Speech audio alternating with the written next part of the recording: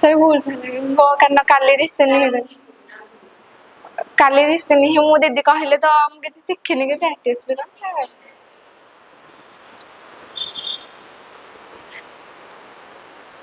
କଣ ମୁଁ ଏତେ ଟାଇମ ହେଲାଣି ମୋ ସାଙ୍ଗ ଗୁଡାକ କୁଆଡେ ଗଲେ ଏପର୍ଯ୍ୟନ୍ତ କେହି ବି ଆସିନାହାନ୍ତି। କହିଥିଲି ତ ଆଜି କଲେଜ ଯିବା, କଲେଜ କଲେଜ ନା ଆଜି ଆମେ ବହୁତ ମଜା କରିବା। ଏତେ ଟାଇମ ହେଲାଣି ହେଲେ କେହି ବି ଏପର୍ଯ୍ୟନ୍ତ ଆସିନାହାନ୍ତି।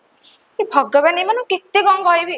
ବାର ବାର କହୁଛି ଜଲ୍ଦି ଟିକେ ଆସିବ, ହେଲେ ନା କେବେ ବି ଜଲ୍ଦି ଆସିବେନି। କାହିଁକି ନା ସେମାନଙ୍କୁ କଣ ଟାଇମ ଜଣା ପଡେ, ମତେ ବହୁତ ଟାଇମ ଜଣା ପଡେ। ସେମାନେ ଭୁଲି ଯାଆନ୍ତି। ମତେ ଟିକେ ସଜ ହବାକୁ ଯେମିତି ଭଲ ଲାଗେ, ବଜାର ବୁଲିବାକୁ ବି ଭଲ ଲାଗେ। ହେଲେ ସେମାନେ କଣ ଜାଣିଛନ୍ତି, ସବୁବେଳେ ଖାଲି ଲେଟ୍ ଲେଟ୍। ଜଲ୍ଦି ଟିକେ ଆସିଲେ ଆଉ ଅଧିକ ଜାଗା ବୁଲି ଯାଆନ୍ତିନି, ନା ଆସିବେନି, ସବୁବେଳେ ଲେଟ୍ କରିବେ।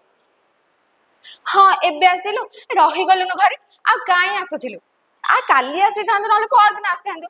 ବୁଲିବା ପାଇଁ ଯାଉଥିଲେ, ହେଲେ ତୁ ଏମିତି କରିବୁ ଯଦି ଗଲା। ଏମିତିରେ ତ ଯାହା ଖରା ହଉଛି ଘରୁ ବାହାରିବା ବି ଅସମ୍ଭବ। ଆଉ ଏଥିରେ ପୁଣି ତୁ କହିବୁ କି ଡେରି ହେଇଗଲା, ଏଇଟା ହେଇଗଲା, ସେଇଟା ହେଇଗଲା। ତତେ କଣ କହିବି ମୁଁ ଆଉ କହିଲୁ। ସବୁବେଳେ ଖାଲି ଲେଟ୍ ଲେଟ୍ କରୁଛୁ। ଆଚ୍ଛା ତୁ ଆସିଲୁ ତାକୁ ଧରିକି ଆସିଲୁନୁ, ସିଏ ପୁଣି କୁଆଡେ ଗଲା। ତାକୁ କଣ ଆଉଥରେ କଲ୍ କରି କହିବାକୁ ପଡିବ, ନା ତମ ମାନଙ୍କୁ ଜମା ବି ପାରି ହବନି। ଏ ଭଗବାନ, ଆଜି ପ୍ରଥମ ଥର ମୁଁ ମୋ ବୟଫ୍ରେଣ୍ଡକୁ ଦେଖା କରିବାକୁ ଯିବି, ପୁଣି ଏମାନଙ୍କୁ ନେଇକି ଯିବି। ହେଲେ ଏମାନେ କଣ ଜଲ୍ଦି ଆସିବେ, ନା କେବେ ଜଲ୍ଦି ଆସିବେନି। ମେକଅପ୍ ବି ମୁଁ ଏତେ ନେଇଥିଲି ସରିଗଲାଣି। ଆଉ ମେକଅପ୍ ବି ମୁଁ ନେଇକି ଆସିଥିଲି, ସବୁ ଛାଡିଗଲାଣି। କଣ କରିବି କହିଲୁ ତୁ। ଏବେ ତ ଗଲା ସେଇ ମାଙ୍କଡ ମୁହାଁ ବି ମୋ ହାତରୁ ଗଲା। ତମେ ମାନଙ୍କ ଯୋଗୁରୁ ମୋ ସବୁ କାମ ଆଜି ବେକାର ହେଇଗଲା। ଏ ଭଗବାନ, ଏମାନଙ୍କୁ କେତେ କହିବି ଆଉ। ଜଲ୍ଦି ଟିକେ ତ କେବେ ଆସ, ନା କେବେ ଆସିବନି। ପାଠରେ ଯେମିତି ଲେଟ୍ କରିବ ଆସିବା ପାଇଁ, ସାଠରେ ବି ସେମିତି ଲେଟ୍ କରିବ। ଛାଡ, ତମମାନଙ୍କୁ କିଛି ଆଉ ମୁଁ କହିବିନି। ଭଗବାନ, ଆଜି ସେ ପିଲାଟା ମୋ ହାତରୁ ହିଁ ଗଲା।